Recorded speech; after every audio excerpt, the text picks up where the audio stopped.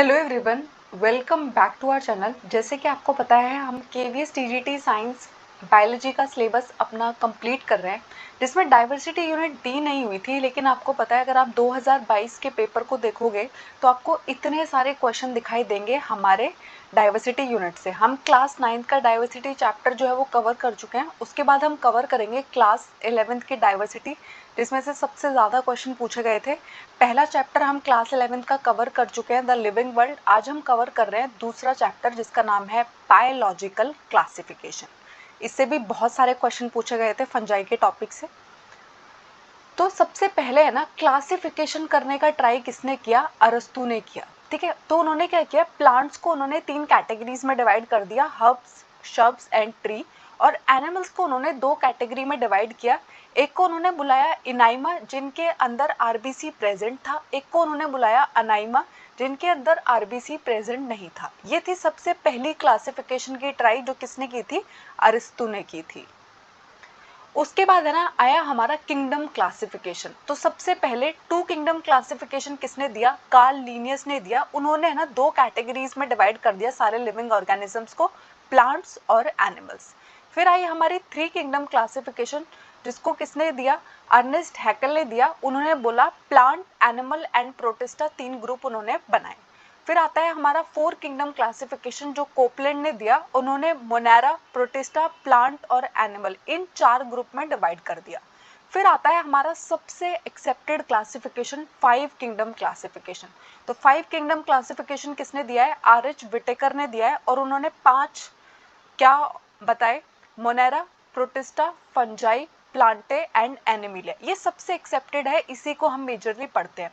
उसके बाद एक नेक्स्ट क्लासिफिकेशन भी आया, 6 किंगडम क्लासिफिकेशन, जो कार्ल वोज ने दिया। उन्होंने है ना कोई चेंज नहीं किया, सिर्फ मोनेरा को उन्होंने 2 फर्दर ग्रुप में डिवाइड कर दिया। एक को हम बोलते हैं आर्की बैक्टीरिया, एक को हम बोलते हैं यू बैक्टीरिया। उसके अलावा जो बाकी की क्लासिफिकेशन है वो एकदम सेम है, protista, fungi, Plantae and Animalia. तो आपको ये मालूम होना चाहिए, एग्जाम में बहुत बार पूछा जाता है 5 किंगडम क्लासिफिकेशन किसने दी? तो आर.एच. विटेकर ने दी। 6 किंगडम क्लासिफिकेशन किसने दी? कार्ल वोज ने दी। उन्होंने 6 किंगडम क्लासिफिकेशन में क्या चेंज किया? तो मोनेरा को 2 फर्दर ग्रुप में डिवाइड कर दिया, Archie bacteria and you bacteria. तो हमारी जो सबसे एक्सेप्टेड है 5 किंगडम क्लासिफिकेशन, जो आर.एच. विटेकर ने दी, उन्होंने है ना क्लासिफिकेशन के कुछ बेसिस रखे। वो क्या थे? सेल का स्ट्रक्चर कैसा है, बॉडी किस तरीके से ऑर्गेनाइज्ड है, सेल्यूलर लेवल पे है, टिश्यू लेवल पे है, ऑर्गन लेवल पे है, मोड ऑफ न्यूट्रिशन क्या है, ऑटोट्रॉपिक है ऑर्गेनिज्म, हेटेरोट्रॉपिक है, पैरासिटिक है, उसके अलावा रिप्रोडक्शन किस तरीके से करता है, और फाइलोजेनेटिक रिलेशनशिप्स क्या है। इन सब बेसिस पे आर.एच. विटेकर ने ये क्लासिफिकेशन दिया। अब देखो आर.एच. विटेकर का जो क्लासिफिकेशन है, जिसमें उन्होंने 5 ग्रुप में डिवाइड किया, Monera, protista, fungi, Plantae and Animalia. तो ये उनके बेसिस थे। सबसे पहले उन्होंने बोला कि सेल टाइप क्या है, तो मोनेरा जो है वो प्रोकैरियोटिक है, बाकी के हमारे जो सारे ग्रुप है वो क्या है? यूकैरियोटिक है। फिर उन्होंने देखा कि इनकी सेल वॉल कैसी बनी हुई है, तो मोनेरा की जो सेल वॉल होती है वो नॉन सेल्यूलोजिक होती है। प्रोटिस्टा के अंदर सेल वॉल कुछ में प्रेजेंट होती है, कुछ में एब्सेंट होती है। फंजाई की जो सेल वॉल है वो काइटिन प्रोटीन की बनी होती है। प्लांट के अंदर सेल्यूलोज की बनी होती है, और एनिमल के अंदर सेल वॉल होती ही नहीं है। फिर आता है न्यूक्लियर मेम्ब्रेन। तो हमारा जो मोनेरा है उसके अंदर न्यूक्लियर मेम्ब्रेन जो है वो एब्सेंट होती है, लेकिन जो हमारे बाकी के ग्रुप है उन सब के अंदर न्यूक्लियर मेम्ब्रेन प्रेजेंट है, क्योंकि वो सब क्या है? यूकैरियोट्स है। फिर आता है बॉडी ऑर्गेनाइजेशन। तो हमारे मोनेरा जो है वो सिर्फ सेल से मिलके बने हुए हैं, हमारे मेजरली जो प्रोटिस्टा है वो भी सेल से मिलके बने हुए हैं। उसके बाद फंजाई से हमारे पास है ना मल्टी सेल्यूलर लेवल हमें देखने को मिलता है। प्लांट्स के अंदर हमें टिश्यू और ऑर्गन देखने को मिलते हैं, और जो हमारे एनिमल है उनके अंदर हमें टिश्यू, ऑर्गन सिस्टम सब कुछ देखने को मिलता है। एनिमल्स के अंदर क्या प्रेजेंट है? Organ level of organization, organ system जो है वो प्रेजेंट है। उसके बाद होता है मोड ऑफ न्यूट्रिशन क्या है। तो हमारे जो मोनेरा है वो ऑटोट्रॉपिक भी हो सकते हैं, कीमोसिंथेटिक भी हो सकते हैं, हेटेरोट्रॉपिक भी हो सकते हैं, सेप्रोफिटिक न्यूट्रिशन भी दिखाते हैं, पैरासिटिक न्यूट्रिशन भी दिखाते हैं। सबसे ज़्यादा डाइवर्स है ये एक तरीके से। ठीक है, फिर आते हैं हमारे प्रोटिस्टा, जो ऑटोट्रॉपिक भी हो सकता है और हेटेरोट्रॉपिक भी हो सकता है। हमारी जो फंजाई है वो हेटेरोट्रॉपिक होती है, वो कभी ऑटोट्रॉपिक नहीं हो सकती, क्योंकि वो अपना खाना नहीं बना सकती। उसके अंदर जो क्लोरोफिल पिगमेंट्स है वो प्रेजेंट नहीं होते हैं। सेप्रोफिटिक न्यूट्रिशन शो करती है, यानी कि डेड एंड डिकेइंग मटेरियल से अपना खाना प्राप्त करती है। उसके अलावा आते हैं आपके प्लांट्स जो ऑटोट्रॉपिक होते हैं, यानी कि अपना खाना खुद बना सकते हैं, फोटोसिंथेसिस कर सकते हैं, क्योंकि इनके अंदर क्या प्रेजेंट होता है, इनकी लीव्स के अंदर क्लोरोफिल पिगमेंट प्रेजेंट होता है, जिसकी मदद से क्या कर सकते हैं, फोटोसिंथेसिस कर सकते हैं, इसलिए इनको हम ऑटोट्रॉप्स भी बुलाते हैं। फिर आती है हमारी एनिमल किंगडम जो हेटेरोट्रॉपिक है। ठीक है, हेटेरोट्रॉपिक है यानी कि प्लांट्स के ऊपर, एनिमल्स के ऊपर अपने खाने के लिए डिपेंडेंट रहते हैं। या तो हम किसी एनिमल को खाते हैं, या तो किसी मीट प्रोडक्ट को खाते हैं, अंडों को खाते हैं, या फिर प्लांट्स और प्लांट से मिलने वाले प्रोडक्ट्स को खाते हैं। अब हम बात करेंगे हमारी सबसे पहली किंगडम जो है मोनेरा। तो मोनेरा के अंदर कौन आते हैं, हमारे सारे जो बैक्टीरिया है वो कहाँ प्रेजेंट है, हमारी मोनेरा किंगडम के अंदर प्रेजेंट है। तो bacteria is the sole member of kingdom Monera. Most abundant micro organism है। आपको इतने बैक्टीरिया देखने को मिलेंगे, अगर आप एयर को देखोगे, सॉइल को देखोगे, अपनी बॉडी को देखोगे ना, तो मिलियंस ऑफ बैक्टीरिया आपको दिखाई देंगे। ये एक्सट्रीम हैबिटेट में रह सकते हैं, यानी कि जहाँ है ना गर्म पानी का झरना होगा वहां पर भी आपको देखने को मिल जाते हैं, डेजर्ट के अंदर मिल जाते हैं, स्नो के अंदर मिल जाते हैं, डीप ओशन के अंदर भी मिल जाते हैं। ठीक है, तो किसी भी एक्सट्रीम हैबिटेट के अंदर आप इनको देखने को मिल जाते हैं। इनमें से कुछ जो है वो पैरासाइट की तरह भी रहते हैं, यानी कि दूसरे होस्ट बॉडी के ऊपर रह के वहां से न्यूट्रिशन डिराइव करने का काम करते हैं। अब बैक्टीरिया जो है उनको उनकी शेप के बेसिस पे 4 कैटेगरीज में डिवाइड किया, यानी कि बैक्टीरिया के अंदर आपको कैसी कैसी शेप दिखाई दे सकती है। ठीक है, तो स्पेरिकल को हम क्या बोलते हैं, जो स्पेरिकल शेप का हमारा बैक्टीरिया होता है उसको हम कोकस या फिर कोकाई बोलते हैं। जो हमारा रोड शेप बैक्टीरिया होता है उसको हम बेसिलस बोलते हैं। जो कॉमा शेप्ड होता है उसको हम विब्रियो बोलते हैं, और जो स्पाइरल शेप का होता है उसको हम स्पाइरलम बोलते हैं। ठीक है, ये वो 4 शेप्स हैं जो आपको बैक्टीरिया के अंदर देखने को मिलेगी। अब हमारे जो कुछ बैक्टीरिया है वो ऑटोट्रॉपिक है, यानी कि ये अपना खाना खुद बना सकते हैं इनऑर्गेनिक सबस्ट्रेट का इस्तेमाल करके। ठीक है, इनमें से कुछ जो है वो फोटोसिंथेटिक ऑटोट्रॉपिक है और कुछ कीमोसिंथेटिक ऑटोट्रॉपिक है। कीमोसिंथेटिक ऑटोट्रॉपिक हम उनको बुलाते हैं जो इनऑर्गेनिक सबस्ट्रेट का इस्तेमाल करके अपना खाना बनाएंगे। ठीक है, उसके अलावा बहुत सारे जो वास्ट मेजॉरिटी है बैक्टीरिया की वो क्या है, हेटेरोट्रॉप्स है, यानी कि वो अपने खाने के लिए किसी दूसरे पे डिपेंड करते हैं, डेड ऑर्गेनिक मैटर पे डिपेंड करते हैं, फीड करते हैं। ठीक है, तो जो बैक्टीरिया है वो ऑटोट्रॉपिक भी हो सकते हैं, हेटेरोट्रॉपिक भी हो सकते हैं। फिर उसके बाद आपको पता है कार्ल वोज ने है ना इसी मोनेरा किंगडम को 2 फर्दर क्लासेस में डिवाइड कर दिया था। एक को हम बोलते हैं आर्की बैक्टीरिया, एक को हम बोलते हैं यू बैक्टीरिया। तो अब हम पढ़ेंगे आर्की बैक्टीरिया को। तो एक्चुअली हमारे जो बैक्टीरिया बहुत ही एक्सट्रीम हार्श हैबिटेट में रह लेते हैं उनको हम क्या बुलाते हैं, आर्की बैक्टीरिया बुलाते हैं। जैसे कि आपको हेलोफाइल्स देखने को मिलेंगे।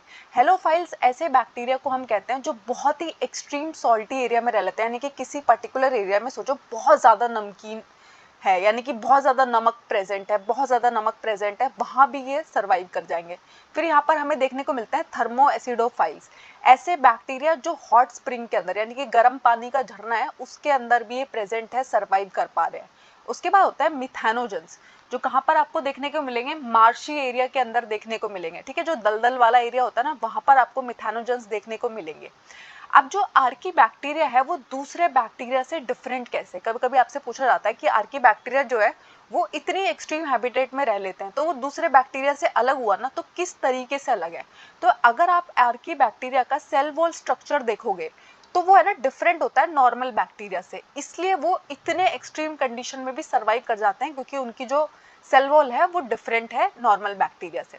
उसके अलावा जो मिथेनोजेंस है ये आपको रूमिनेंट एनिमल्स के अंदर भी देखने को मिलते हैं। तो आपने देखा होगा गाय का जो गोबर होता है उसके अंदर से एक पंजेंट सी स्मेल आ रही होती है, एक अजीब सी स्मेल आ रही होती है। तो वो स्मेल किस चीज़ की होती है, वो होती है मीथेन की स्मेल, क्योंकि जो हमारे काऊ और बुफेलो है उनके गट में कौन रह रहे होते हैं, मिथेनोजन बैक्टीरिया रह रहे होते हैं, और ये क्या फॉर्म करते हैं, वहाँ पर मीथेन गैस को फॉर्म करते हैं, जिससे हम क्या बनाते हैं, गोबर गैस भी बनाते हैं, जिसको हम बायोगैस भी बुलाते हैं। ठीक है, तो गाय और भैंसों का जो गोबर होता है उसके अंदर से जो पंजेंट स्मेल आती है वो किसकी वजह से आती है, मीथेन की वजह से आती है।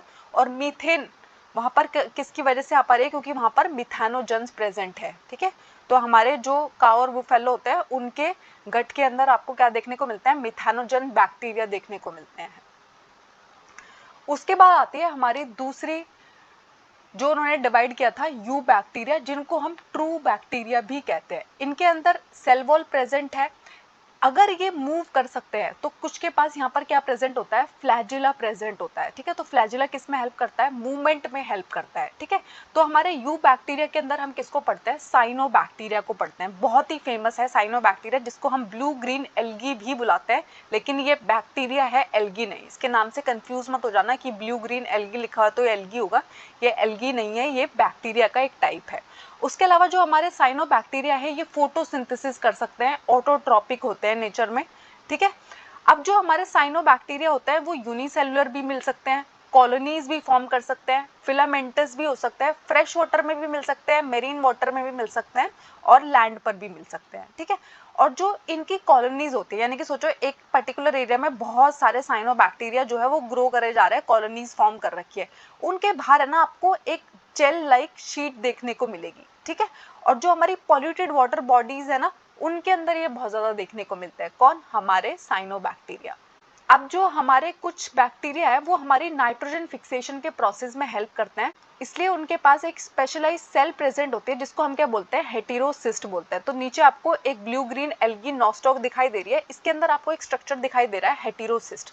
तो इस हेटेरोसिस्ट का रोल क्या होता है, देखो जब नाइट्रोजन फिक्सेशन हो रही होती है, आपको पता है हमारे एटमॉस्फेयर में 78% नाइट्रोजन है, जिसको हम डायरेक्टली यूटिलाइज नहीं कर सकते, प्लांट्स डायरेक्टली यूटिलाइज नहीं कर सकते। तो प्लांट है ना, इसको नाइट्रेट्स एंड नाइट्राइट्स की फॉर्म में लेना पसंद करते हैं। तो उस फॉर्म में पहुंचाने के लिए कौन हेल्प करता है, हमारी nostoc and Anabaena nitrogen fixing bacteria हमारी हेल्प करते हैं। तो जब ये नाइट्रोजन को फिक्स कर रहे होते हैं, तो नाइट्रोजन फिक्सेशन के दौरान जो है ऑक्सीजन प्रेजेंट नहीं होनी चाहिए, ऑक्सीजन के एब्सेंस में होता है ये वाला प्रोसेस।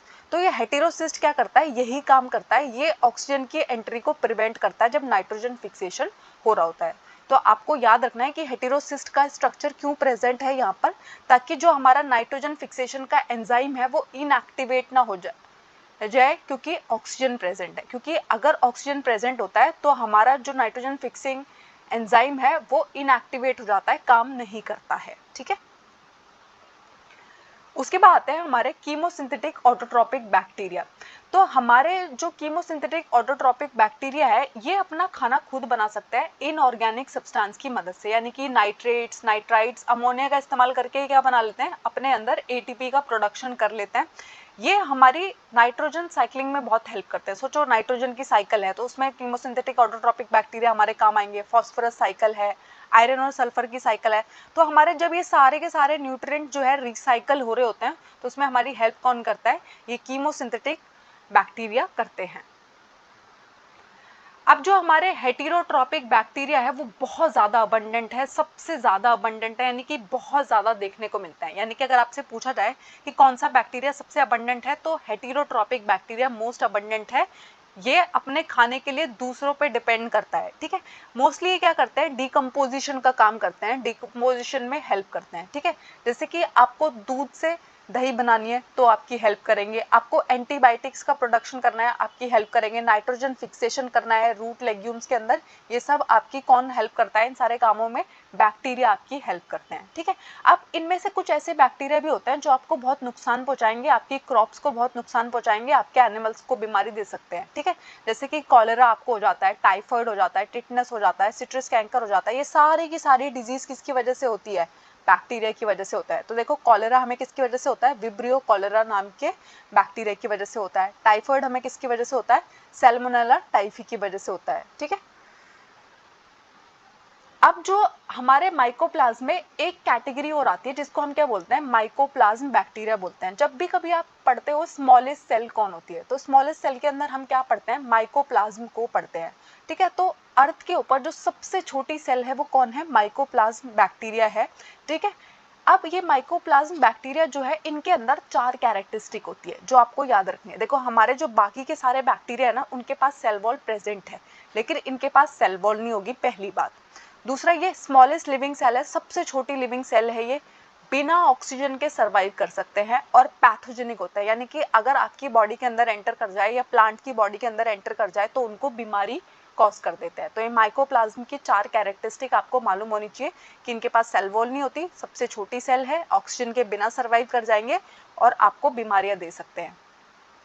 अब जो हमारे बैक्टीरिया होते हैं वो रिप्रोडक्शन के लिए क्या इस्तेमाल करते हैं, तो जो मेथड वो यूज़ करते हैं एक होता है फिजन, यानी कि बैक्टीरिया जो है वो पार्ट्स में टूट गया और उससे नया बैक्टीरिया बन गया, ये तो है फिजन। दूसरा होता है वो स्पोर बना लेते हैं और उनके स्पोर को हम क्या बोलते हैं, एंडोस्पोर बोलते हैं, और ये वो कब करता है, जब अनफेवरेबल कंडीशन चल रही है, ऐसी कंडीशन चल रही है जो उसको नहीं पसंद है, ठीक है। फिर एक मेथड होता है कॉन्जुगेशन, तो आपने देखा होगा बैक्टीरियल कॉन्जुगेशन। तो बैक्टीरियल कॉन्जुगेशन में क्या होता है, बैक्टीरिया का जो जेनेटिक मटेरियल है वो दूसरे बैक्टीरिया में ट्रांसफर हो रहा होता है, लेकिन इसको आप है ना ट्रू जेनेटिक ट्रांसफर नहीं बोल सकते, ट्रू सेक्सुअल रिप्रोडक्शन नहीं बोल सकते, ठीक है। ये कॉन्जुगेशन का एक मेथड जरूर है जो बैक्टीरिया के अंदर इस्तेमाल होता है, एक से जेनेटिक मटेरियल दूसरे बैक्टीरिया में जा रहा है, लेकिन ये ट्रू सेक्सुअल रिप्रोडक्शन नहीं है, ठीक है। उसके बाद आती है हमारी दूसरी किंगडम जो है प्रोटिस्टा। अब हमारे जो प्रोटिस्टा के मेंबर है ये भी यूनिसेलुलर है, और अभी अभी हमने जो मोनेरा पढ़ी उसके सारे मेंबर भी जो थे वो यूनिसेलुलर और प्रोकैरियोटिक थे, ठीक है। अब यहाँ पर डिफरेंस क्या है, हमारी जो प्रोटिस्टा किंगडम है इसके अंदर ऑर्गेनिजम्स जो है वो यूनिसेलुलर तो जरूर है लेकिन प्रोकैरियोट्स नहीं है, यूकैरियोटिक है, ठीक है। तो एक तो ये सारे के सारे आपको कहाँ देखने को मिलेंगे, पानी के अंदर देखने को मिलेंगे, मोस्टली एक्वेटिक है। इनमें ज़्यादातर के पास फ्लैजिला या फिर सीलिया प्रेजेंट होता है, और ये सेक्सुअली भी रिप्रोड्यूस कर सकते हैं, एसेक्सुअली भी रिप्रोड्यूस कर सकते हैं। इनके अंदर जाइगोट फॉर्मेशन भी होता है। अब हमारे जो प्रोटिस्टा है वो 5 क्लासेस में सब क्लासिफाइड है, जैसे कि chrysophytes, dinoflagellate, euglenoids, slime mould and protozoans. अब सबसे पहले हम बात करेंगे क्राइजोफाइट्स की। तो ये जो क्राइजोफाइट्स का ग्रुप है इसके अंदर कौन आते हैं, आपके डायटम्स और गोल्डन एल्गी आती है, जिसको हम डेस्मिड भी बुलाते हैं, ठीक है। ये फ्रेश वाटर में भी देखने को मिल सकता है, मेरीन वाटर में भी देखने को मिल सकता है, मोस्टली फोटोसिंथेटिक होता है, यानी कि क्या कर सकते हैं, अपना खाना खुद बना सकते हैं। अब हमारे जो डायटम्स है इनकी अगर आप सेल वॉल देखोगे, 2 ओवरलैपिंग शेल आपको दिखाई देगी, इस तरीके से फिट होती है आपस में कि आपको ऐसा लगेगा कि जैसे कोई सोप बॉक्स है, ठीक है। अब इनकी जो सेल वॉल है उसमें बहुत सारा सिलिका प्रेजेंट होता है, जिसकी वजह से इनकी वॉल्स को आप आसानी से नहीं तोड़ सकते, यानी कि अगर आप कभी भी किसी डायटम की सेल वॉल को तोड़ना चाहते हो उसको आप बहुत आसानी से नहीं तोड़ पाओगे, क्योंकि उसके पास क्या प्रेजेंट है, सिलिका प्रेजेंट है। अब देखो जहां पर भी ये डायटम्स रह रहे होते हैं, एक टाइम के बाद ये मर जाएंगे ना, तो वहां पे है ना बहुत सारी सेल वॉल जो है इनकी डिपॉजिट होती जा रही है बिलियंस ऑफ ईयर्स में। अब हम इसको क्या बुलाते हैं, डायटमेशियस अर्थ बुलाते हैं, ठीक है। डायटेमिशियस अर्थ का मतलब होता है यहाँ पर आपको बहुत सारा सिलिका वाली रिच सेल वॉल देखने को मिलेगी। अब ये जो सॉइल है, डायटेमिशियस अर्थ है, ये किस में इस्तेमाल होती है, पॉलिशिंग में इस्तेमाल होती है, आपको ऑयल को फिल्टर करना है उसमें इस्तेमाल होती है, आपको सिरप को फिल्टर करना है उसमें इस्तेमाल होती है।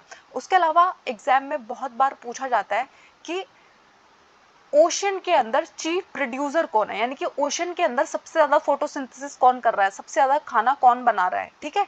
तो वो कौन है, डायटम्स है, ठीक है।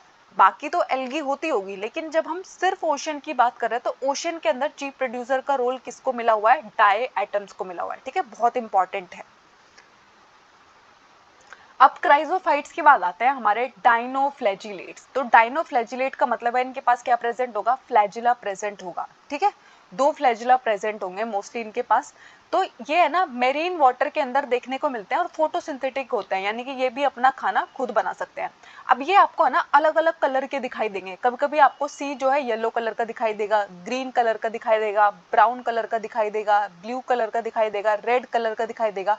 डिपेंड करता है कि वहाँ पे कौन सा डाइनोफ्लैजिलेट रह रहा होता है। अगर वहाँ पर रेड डाइनोफ्लैजिलेट रह रहा है तो आपको वो पूरा का पूरा पार्टिकुलर एरिया कैसे दिखाई देगा, रेड कलर का दिखाई देगा, ठीक है। अब इनकी जो सेल वॉल है उसके अंदर क्या है, स्टिफ सेलुलोज प्लेट देखने को मिलती है उसके आउटर सरफेस पे, ठीक है। अब इनके पास है ना मेजरली 2 फ्लैजिला प्रेजेंट होता है, एक लॉन्गिट्यूडनल होता है, एक ट्रांसवर्स होता है, ठीक है। जो इनकी वॉल प्लेट्स है उनके बीच में एक ट्रांसवर्सली प्लेस्ड है और एक लॉन्गिट्यूडनली प्लेस्ड है। अब आते हैं हमारे रेड डाइनोफ्लैजिलेट की हम बात करेंगे, जिसमें एक एग्जांपल आपको याद रखना है, गोनिलिक्स, ठीक है। तो ये गोनिलिक्स क्या करता है, रेड टाइड्स, कभी कभी आपने देखा होगा कि जो समुद्र की लहरें आ रही है वो आपको रेड दिखाई दे रही है, ठीक है, रेड टाइड्स बोलते हैं हम उनको। तो रेड टाइड्स वो क्यों दिखाई दे रही है, क्योंकि वहां पर बहुत ज्यादा रेड डाइनोफ्लैजिलेट प्रेजेंट है, कि उन्होंने क्या कर दिया है, पूरा का पूरा सी आपको क्या दिखने लगा है, पूरी की पूरी टाइड आपको कैसी दिख रही है, रेड कलर की दिखाई दे रही है। अगर वहां पे किसी और कलर का होता तो फिर आपको ब्राउन दिखाई देगा, कभी आपको ब्लू दिखाई देगा, डिपेंड करता है कि कौन सा फ्लैजिलेट वहां पर प्रेजेंट है, ठीक है। अब ये जो है ये क्या करते हैं, सेक्सी टॉक्सिन को रिलीज करते हैं, ठीक है। ये है ना बहुत ही हार्मफुल है, दूसरे जो हमारे मेरीन एनिमल्स है, फिशेस है, वो मर सकते हैं इस टॉक्सिन के रिलीज होने की वजह से, ठीक है।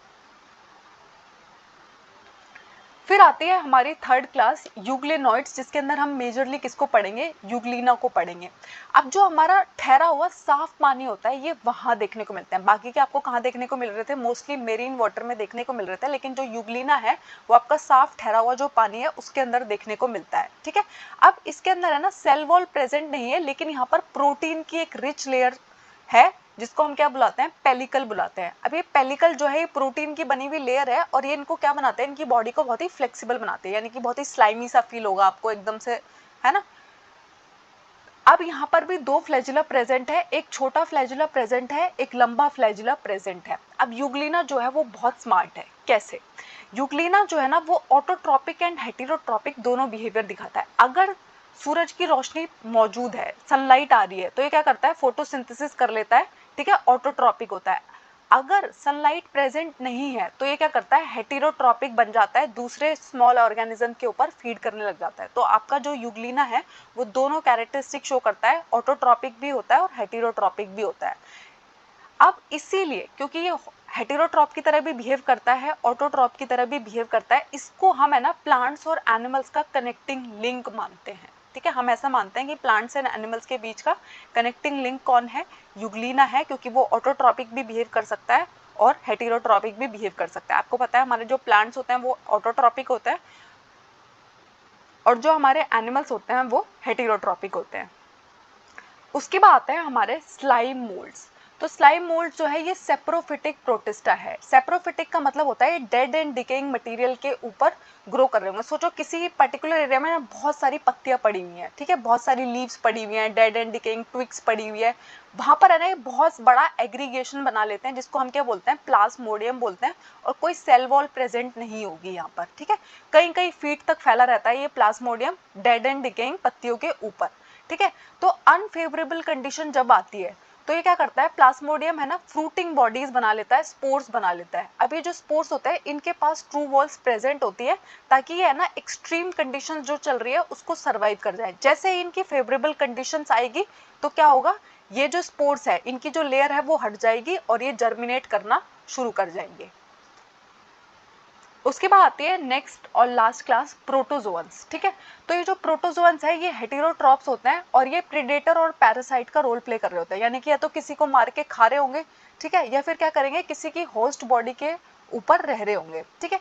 इनको एनिमल्स का प्रिमिटिव रिलेटिव भी माना जाता है। अब हमारे जो प्रोटोजोअन्स है वो फर्दर 4 क्लासेस में सब डिवाइडेड है, amoeboid protozoans, flagellated protozoans, ciliated protozoans और स्पोरोजोअन्स, ठीक है। तो एमीबॉइड प्रोटोजोअन्स के अंदर कौन आते हैं, ये है ना फ्रेश वाटर में भी रह सकते हैं, सी वाटर में भी रह सकते हैं, और अगर आपकी मिट्टी गीली है वहां पर भी आपको एमीबॉइड प्रोटोजोअन्स देखने को मिलेंगे।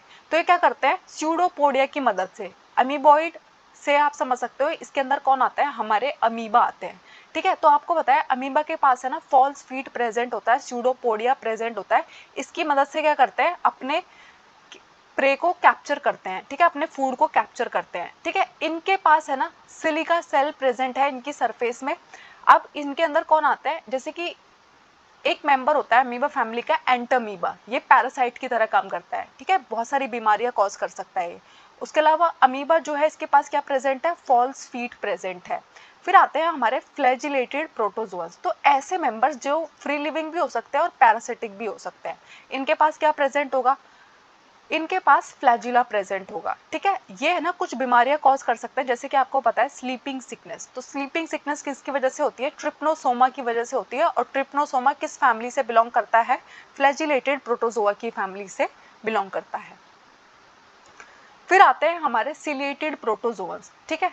तो ये जो है एक्वेटिक है, ठीक है, पानी के अंदर देखने को मिलेंगे। इनके अंदर बहुत सारे सीलिया आपको देखने को मिलेंगे। इनका नाम सिलिएटेड प्रोटोजोअन्स क्यों पड़ा, क्योंकि इनके पास क्या प्रेजेंट है, बहुत सारे सीलिया प्रेजेंट है। अब इनकी बॉडी के अंदर एक कैविटी प्रेजेंट है जिसको हम गलेट बोलते हैं, ठीक है। अब ये जो कोऑर्डिनेटेड मूवमेंट दिखाते हैं सीलिया, जिसकी वजह से क्या करते हैं, गलेट के थ्रू इनका जो फूड है वो इनकी बॉडी के अंदर एंटर कर जाता है। तो सीलेटेड प्रोटोजोन का एग्जाम्पल कौन है? पैरामीशियम है। आपको पता है जो हमारा पैरामीशियम होता है उसके पास भी फूड वैक्यूल प्रेजेंट होता है, हमारा जो अमीबा होता है उसके पास भी फूड वैक्यूल प्रेजेंट होता है। ठीक है, हमारा जो अमीबा है वो किसकी मदद से मूव करता है? फॉल्स फीट की मदद से मूव करता है। हमारे जो पैरामीशियम है इसकी बॉडी के ऊपर जो छोटे छोटे हेयर्स प्रेजेंट है, सीलिया प्रेजेंट है, उसकी मदद से ये मूव करता है। उसके बाद आते हैं हमारे स्पोरोजोन्स।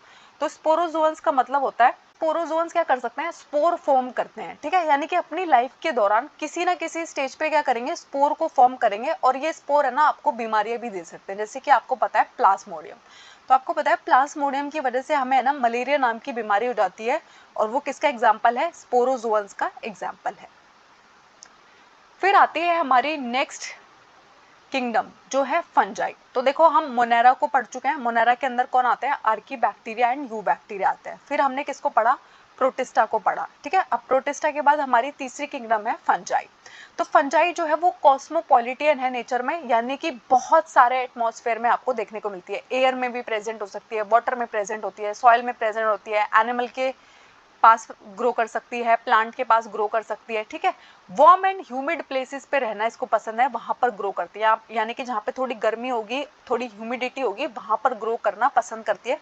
अब जो हमारी फंजाई होती है ये यूनिसेलुलर भी हो सकती है और मल्टी सेलुलर भी हो सकती है। प्लस ये कभी भी ऑटोट्रॉपिक नहीं हो सकती, क्योंकि इनके पास कोई क्लोरोफिल पिगमेंट प्रेजेंट नहीं है। हेटेरोट्रॉपिक है, हमेशा अपने खाने के लिए दूसरों पर डिपेंड करेगी। सेप्रोफिटिक है नेचर में, यानी कि डेड एंड डिकेइंग मटेरियल को खाना ज्यादा पसंद करती है। डेड एंड डिकेइंग मटेरियल के ऊपर ही ग्रो करती है। आप देखना, आपने मोस्टली मशरूम को कहाँ ग्रो करते हुए देखा है? जहाँ पे कोई ना कोई सामान सड़ रहा होगा, ठीक है, कचरा पड़ा होता है, ठीक है, लकड़ी का कोई टुकड़ा पड़ा हुआ है वो सड़ रहा है, वहां पर हमारी फंजाई ग्रो करती है। हेटेरोट्रॉपिक होती है। इसकी जो सेल वॉल है वो किसकी बनी हुई होती है?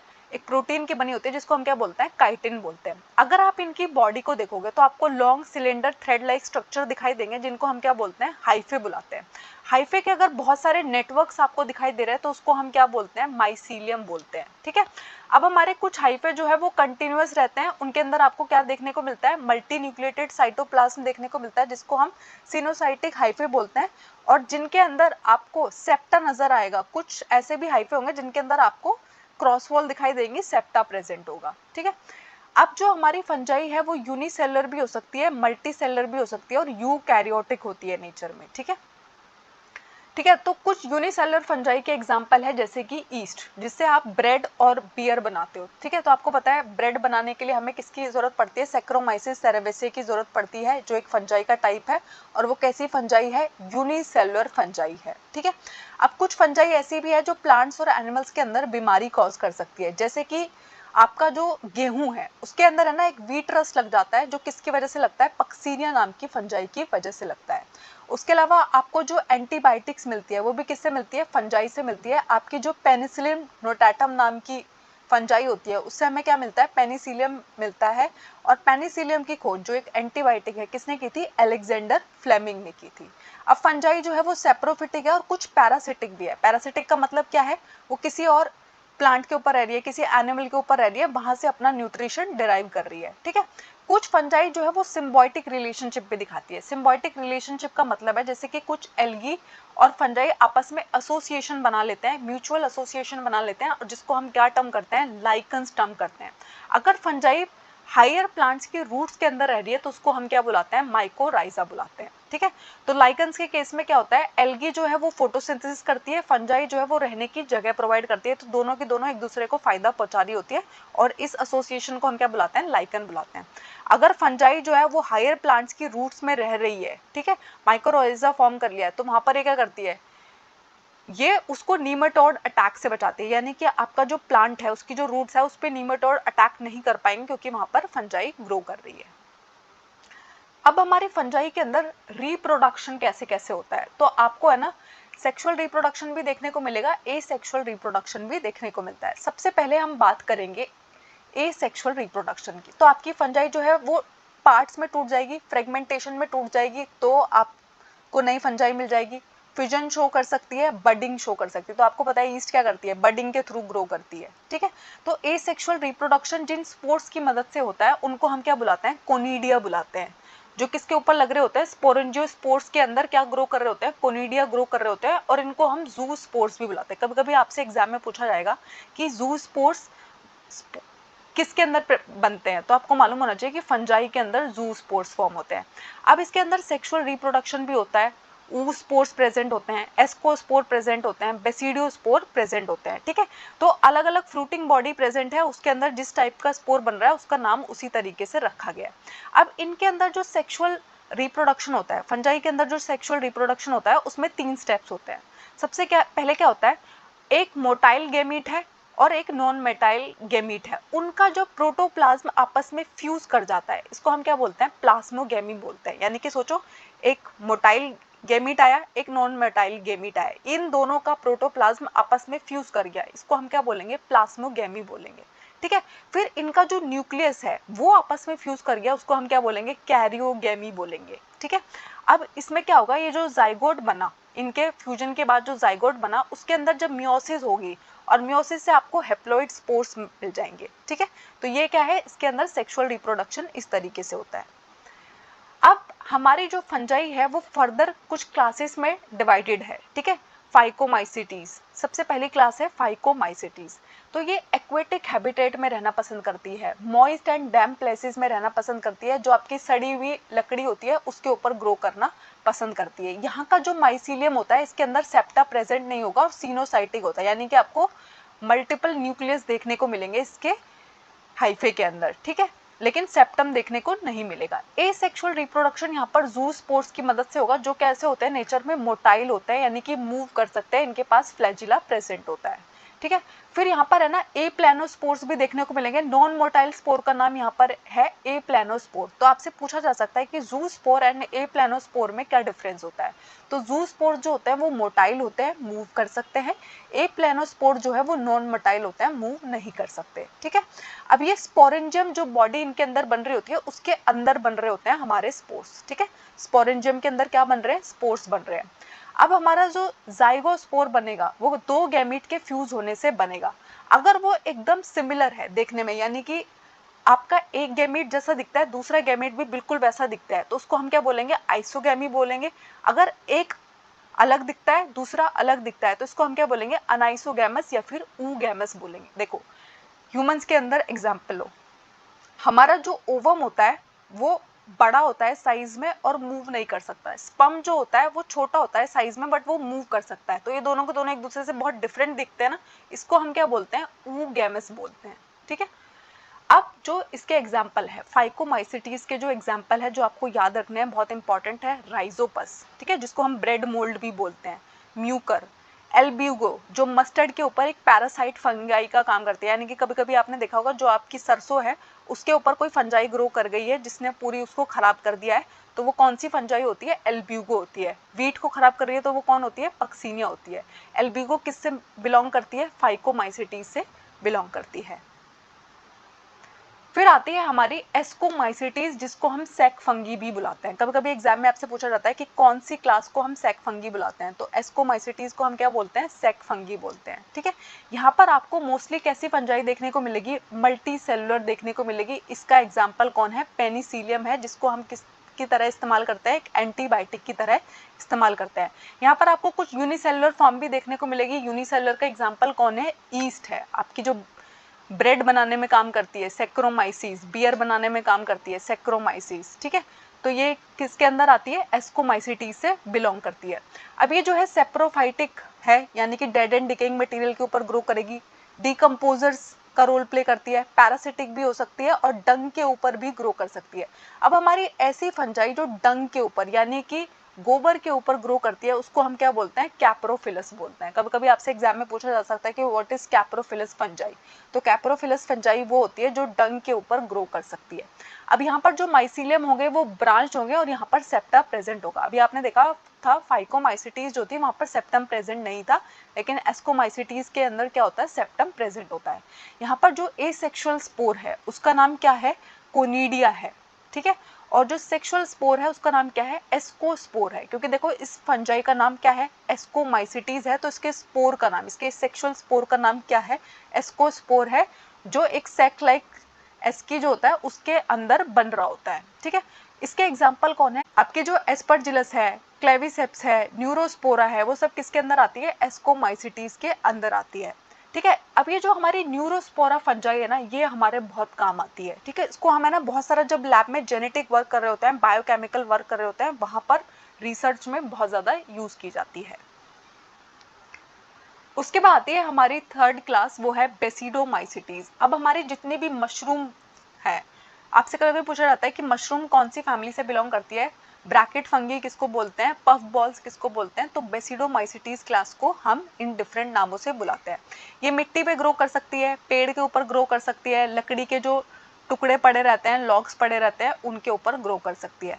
अब जितने भी हमारे प्लांट पैरासाइट वाली जो फंजाई है, रस्ट और स्मट जो कॉज करती है, वो किससे बिलोंग करती है? बेसिडोमाइसिटीज से मेजरली बिलोंग करती है। इसका माइसीलियम जो है वो भी ब्रांच्ड है और सेप्टेट है, यानी कि सेप्टा प्रेजेंट है। एसेक्सुअल स्पोर्स के अंदर होता ही नहीं है। ठीक है, सेक्सुअल स्पोर का नाम यहाँ पर क्या है? बेसिडियोस्पोर है। वेजिटेटिव रिप्रोडक्शन करती है, फ्रेगमेंटेशन के प्रोसेस है, यानी कि पार्ट्स में टूट जाएगी, आपको एक नई फंजाई मिल जाएगी। इसके एग्जाम्पल कौन है? एगैरिकस जो आपका मशरूम होता है, यूस्टैलिगो जो स्मट कॉज कर सकता है, पक्सीनिया मैंने आपको बताया वीट के अंदर पक्सीनिया नाम की फंजाई लग जाती है। ठीक है, तो ये क्या है? एक रस्ट फंगस का एग्जाम्पल है। उसके बाद आती है हमारी लास्ट क्लास जो है ड्यूट्रोमाइसिटीज। ड्यूट्रोमाइसिटीज को हम इम्परफेक्ट फंजाई बुलाते हैं। अब इसको हम इम्परफेक्ट फंजाई क्यों बुलाते हैं? क्योंकि आज तक, अभी तक इतने सालों के बाद भी हम इसकी कोई सेक्सुअल स्टेज जो है वो डिस्कवर नहीं कर पाए। जब हम उसको ढूंढ लेंगे तब हम देखेंगे इसको हम कहाँ प्लेस करेंगे, बट अभी तक हम नहीं ढूंढ पाए, तो इसको हम क्या बोलते हैं? इम्परफेक्ट फंजाई बोलते हैं। इसका जो ए सेक्शुअल स्पोर है उसका नाम है कोनिडियोस्पोर। ठीक है, सेक्सुअल स्टेज तो कोई इसकी मिलती ही नहीं है अभी तक। माइसीलियम जो है वो इसका सेप्टेट और ब्रांच है, सेप्रोफिटिक होती है नेचर में, पैरासिटिक भी हो सकती है, डीकम्पोजर्स का रोल प्ले करती है। आपकी जो अल्टरनेरिया है, ट्राइकोडर्मा है, वो किसके अंदर आती है? ड्यूट्रोमाइसिटीज के अंदर आती है। उसके बाद आती है हमारी फोर्थ किंगडम जो है प्लांटेई। ठीक है, तो प्लांट के अंदर जितने भी सारे मेंबर्स है वो सब यूकैरियोटिक है और मल्टी सेलुलर है। आपको पता है ये ऑटोट्रॉपिक होते हैं नेचर में। ठीक है, अब इसके अंदर है ना, हम कुछ इंसेक्टिवोरस प्लांट्स को भी पढ़ते हैं जो क्या करते हैं? इंसेक्ट्स के ऊपर फीड करते हैं, लेकिन फिर भी है ना वो क्या कर सकते हैं? ऑटोट्रॉपिक होते हैं, नेचर में अपना खाना खुद बना सकते हैं। आपको पता है वो एनिमल्स के ऊपर फीड क्यों करते हैं? एनिमल्स को ट्रैप करके क्यों मार के खाते हैं? क्योंकि उनकी जो सॉइल होती है वो न्यूट्रिएंट्स में डेफिशिएंट होती है, तो अपनी न्यूट्रिएंट डेफिशिएंसी को कम करने के लिए वो ऐसा करते हैं। ठीक है, उसके अलावा आपका एक प्लांट होता है कसकटा, ये फोटोसिंथेसिस परफॉर्म नहीं कर सकता। तो आपको पता है कसकटा, जिसको हम अमर बेल बुलाते हैं, ये दूसरे प्लांट के ऊपर एज अ पैरासाइट रह रहा होता है और ये फोटोसिंथेसिस परफॉर्म नहीं कर सकता। अब हमारे जो प्लांट्स हैं उनके जो सेल वॉल है वो किसकी बनी होती है? सेल्यूलोज की बनी होती है। जैसे हमारी फंजाई की जो सेल वॉल है वो किसकी बनी हुई है? काइटिन प्रोटीन की बनी हुई है। वैसे हमारे प्लांट्स की जो सेल वॉल है वो किसकी बनी हुई है? सेल्यूलोज की बनी होती है। हमारे प्लांट्स के अंदर हम किस किस को पढ़ते हैं? एल्गी को पढ़ते हैं, ब्रायोफाइट्स, टेरिडोफाइट, जिम्नोस्पर्म, एंजियोस्पर्म। अब देखो हमारी प्लांट्स की जो लाइफ साइकिल होती है ना, वो दो डिस्टिंक्ट फेज दिखाती है। एक डिप्लॉइड सेप्रोफिटिक फेज दिखाती है, एक हैप्लॉइड गैमेटोफिटिक फेज दिखाती हैं, जो एक दूसरे को अल्टरनेट करते हैं। यानी कि एक बार आपको डिप्लॉइड सेप्रोफाइटिक मिलेगा, उसके बाद आपको हैप्लॉइड गैमेटोफाइट मिलेगा, फिर सेम ऐसा होगा। ये लाइन जो है ये रिपीट होती रहती है, इसलिए इनकी लाइफ साइकिल को हम क्या बोलते हैं? अल्टरनेशन ऑफ जनरेशन बोलते हैं। ठीक है, फिर आती है हमारी लास्ट किंगडम जो है एनिमल किंगडम। तो एनिमल किंगडम के जितने भी मेंबर है वो सब यूकैरियोट्स है और मल्टी सेलुलर है। यहाँ पर सेल वॉल एब्सेंट होती है। देखो प्लांट और एनिमल के बीच में जो सबसे बड़ा डिफरेंस है वो क्या है कि यहाँ पर आपको सेल वॉल देखने को नहीं मिलती। ये नेचर में हेटेरोट्रॉपिक होते हैं, हमेशा दूसरे पर डिपेंड करते हैं अपने खाने के लिए, यानी कि डायरेक्टली या इनडायरेक्टली हम या तो प्लांट्स पे डिपेंड करते हैं या फिर दूसरे एनिमल्स या एनिमल प्रोडक्ट पर डिपेंड करते हैं अपने खाने के लिए। ठीक है, ये अपने खाने को है ना इंटरनल कैविटी जो है इनकी बॉडी की उसके अंदर ले लेते हैं और फूड को अपना डाइजेस्ट करते हैं। इनका जो एक्स्ट्रा फूड रिजर्व होता है, हमारी बॉडी के अंदर जितना भी एक्स्ट्रा फूड बच गया उसको हम किस फॉर्म में स्टोर करते हैं? ग्लाइकोजन की फॉर्म में स्टोर करते हैं। हमारे मोड ऑफ न्यूट्रिशन को हम क्या बोलते हैं? होलोजोइक बोलते हैं। क्यों? क्योंकि हम अपने फूड को क्या करते हैं? इंजेस्ट करते हैं। ठीक है, सेक्सुअल रिप्रोडक्शन देखने को मिलता है, हम जो हम आगे के चैप्टर्स में पढ़ेंगे प्लांट्स एंड एनिमल किंगडम के बारे में। उसके अलावा ना कुछ ऐसे ऑर्गेनिजम्स हैं जिनको कहीं प्लेस ही नहीं किया गया, यानी कि ये जो 5 किंगडम क्लासिफिकेशन आया, 6 किंगडम क्लासिफिकेशन आ गया चाहे, लेकिन कुछ ऐसे ऑर्गेनिजम्स रहे जिनको कहीं प्लेस नहीं किया गया। उनमें से एक है वायरस। अब जो वायरस है वो लिविंग एंड नॉन लिविंग के बॉर्डर पर है, ठीक है। जब वो बॉडी से बाहर होता है तो वो नॉन लिविंग की तरह एक्ट करता है, जैसे ही वो किसी बॉडी के अंदर एंटर कर जाता है तो वो लिविंग की तरह एक्ट करने लग जाता है। बाहर उसके क्रिस्टल्स भी बना सकते हैं, हम वायरस के बाहर क्रिस्टल्स भी बना सकते हैं, ठीक है। और जब ये बॉडी में एंटर कर जाता है तो होस्ट की बॉडी का इस्तेमाल करके अपने सारे के सारे काम करता है, इसलिए वायरस को हमने कहीं पर भी क्लासीफाई नहीं किया है। वायरस का मतलब क्या होता है? वीनम या फिर पॉइजनस फ्लूइड। तो पॉइजनस फ्लूइड के लिए एक दूसरा वर्ड क्या इस्तेमाल होता है? वायरस इस्तेमाल होता है। वायरस जो है वो ऑब्लिगेट पैरासाइट है। अब देखो ऑब्लिगेट पैरासाइट क्या होते हैं? ये ऐसे पैरासाइट्स होते हैं जो अपनी लाइफ को कंप्लीट नहीं कर पाएंगे अगर इनको कोई होस्ट नहीं मिला। अब देखो वो बाहर है ना, नॉन लिविंग की तरह पड़ा हुआ है, अगर उसको कोई ह्यूमन बॉडी ना मिली या उसको कोई एनिमल बॉडी ना मिली, प्लांट बॉडी ना मिली, तो वो अपनी लाइफ साइकिल कंप्लीट ही नहीं कर सकता है। तो ऐसे जो अपनी लाइफ साइकिल होस्ट के बिना कंप्लीट ही नहीं कर सकते उनको हम क्या बुलाते हैं? ऑब्लिगेट पैरासाइट बुलाते हैं। इनके अंदर जेनेटिक मटेरियल प्रेजेंट होता है जो डीएनए भी हो सकता है या आरएनए भी हो सकता है, दोनों के दोनों एक साथ नहीं होंगे। यानी कि ऐसा नहीं होगा कि इनका जो स्ट्रक्चर है उसमें डीएनए भी प्रेजेंट है, आरएनए भी प्रेजेंट है, या तो सिर्फ डीएनए प्रेजेंट होगा या तो सिर्फ आरएनए प्रेजेंट होगा, ठीक है। आइदर आरएनए और डीएनए, ठीक है, दोनों एक साथ प्रेजेंट नहीं होंगे। अब जो वायरस है वो किससे मिलके बना होता है? जेनेटिक मटेरियल प्रेजेंट होता है और इनका प्रोटीन प्रेजेंट होता है, जिसको हम क्या बुलाते हैं? कैप्सिड बुलाते हैं। तो इनका जो प्रोटीन है वो कैप्सिड होता है। इसके अंदर आपको बहुत सारी स्मॉल सब यूनिट देखने को मिलती है जिसको हम क्या बोलते हैं? कैप्सोमियर्स बोलते हैं, ठीक है। अब ये कैप्सोमियर्स क्या करती है? आपका जो न्यूक्लिक एसिड है, जेनेटिक मटेरियल है, उसको प्रोटेक्ट करने का काम करती है, उसको प्रोटेक्शन प्रोवाइड करने का काम करती है। ये जो कैप्सोमियर्स है, जो प्रोटीन की यूनिट्स है, स्मॉल सब यूनिट्स है, ये है ना अरेंज रहती है हेलिकल और पॉलीहेड्रल ज्योमेट्रिकल फॉर्म्स में। आपको बहुत सारी अलग अलग फॉर्म्स दिखाई देंगी, वो किसकी वजह से दिखाई दे रही है? क्योंकि जो कैप्सोमियर्स है उन्होंने अलग अलग शेप्स में फॉर्म कर रखा है। फिर आते हैं बैक्टीरियोफाजिस, हम किसको बोलते हैं? तो बैक्टीरियोफाजिस हम उन वायरस को बोलते हैं जो बैक्टीरिया को इन्फेक्ट कर देते हैं, ठीक है। तो ऐसे वायरस जो बैक्टीरिया को इन्फेक्ट कर देते हैं, जिनके अंदर डबल स्ट्रैंडेड डीएनए देखने को मिलता है, उनको हम क्या बुलाते हैं? बैक्टीरियोफाजिस बुलाते हैं। फिर आपसे पूछा जाता है विरियोइड्स क्या होते हैं? तो विरियोइड्स का मतलब होता है जिनके अंदर आपको सिर्फ जेनेटिक मटेरियल देखने को मिलेगा, फ्री आरएनए देखने को मिलेगा, ये जो कैप्सोमियर्स का प्रोटीन कोट है ये यहाँ पर एब्सेंट होता है, तो इनको हम क्या बोलते हैं? विरियोइड्स बोलते हैं। फिर आते हैं हमारे प्राइन्स। प्राइन्स के अंदर क्या होगा? जेनेटिक मटेरियल ही नहीं होगा, सिर्फ क्या होगा? Abnormally folded protein coat capsomeres आपको दिखाई देंगे, यानी कि कैप्सिड की यूनिट प्रेजेंट है लेकिन जेनेटिक मटेरियल प्रेजेंट नहीं। देखो जेनेटिक मटेरियल और प्रोटीन दोनों प्रेजेंट है तो वायरस कहलाएगा, अगर सिर्फ जेनेटिक मटेरियल प्रेजेंट है तो विरियोइड्स कहलाएगा, अगर सिर्फ प्रोटीन कोड प्रेजेंट है तो प्राइन्स कहलाएगा, ठीक है। अब ये जो प्राइन्स है एक डिजीज होती है जिसको हम मैड काउ डिजीज बोलते हैं, जो कैटल्स के अंदर होती है, वो किसकी वजह से होती है? एक प्राइन की वजह से होती है। कौन सा प्राइन होता है वो? बोवाइन स्पॉन्जीफॉर्म, ठीक है। अब उसके बाद आते हैं हमारे लाइकन्स। हमारे लाइकन्स को भी कहीं प्लेस नहीं किया गया है, ना आपको ये प्लांट के अंदर दिखाई देंगे, ना एनिमल किंगडम के अंदर दिखाई देंगे, किसी के अंदर प्लेस नहीं किए गए। तो लाइकन्स होते क्या है? अगर आपकी फंजाई और एल्गी आपस में एक सिम्बायोटिक एसोसिएशन फॉर्म कर लेते हैं, इसको हम क्या बुलाते हैं? लाइकन्स बुलाते हैं। तो जो एल्गल कंपोनेंट होता है, एल्गी से बना हुआ कंपोनेंट होता है, उसको हम फाइकोबायंट बुलाते हैं, और जो हमारा फंगल कंपोनेंट होता है उसको हम माइकोबायंट बुलाते हैं, ठीक है। अब देखो जो हमारा फाइकोबायंट है, एल्गल कंपोनेंट है, उसके अंदर क्लोरोफिल पिगमेंट प्रेजेंट है, तो वो क्या कर सकता है? फोटोसिंथेसिस कर सकता है। और जो हमारा फंगल है वो कभी फोटोसिंथेसिस कर ही नहीं सकता, तो वो क्या होता है? नेचर में हेटेरोट्रॉपिक होता है। तो एल्गी अपना खाना बना देगी, फंजाई क्या करेगी? वो शेल्टर प्रोवाइड करने का काम करेगी, ठीक है। और ये क्या करेगी? Mineral nutrition and water absorption में इसकी हेल्प करेगी, ठीक है।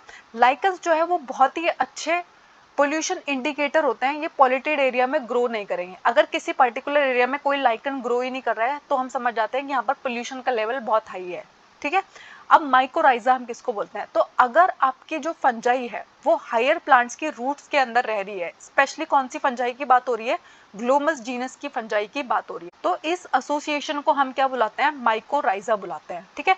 माइकोराइजा क्या करती है? किसी भी पैथोजन का, नीमोटोड का रूट्स के ऊपर अटैक होने से बचाती है।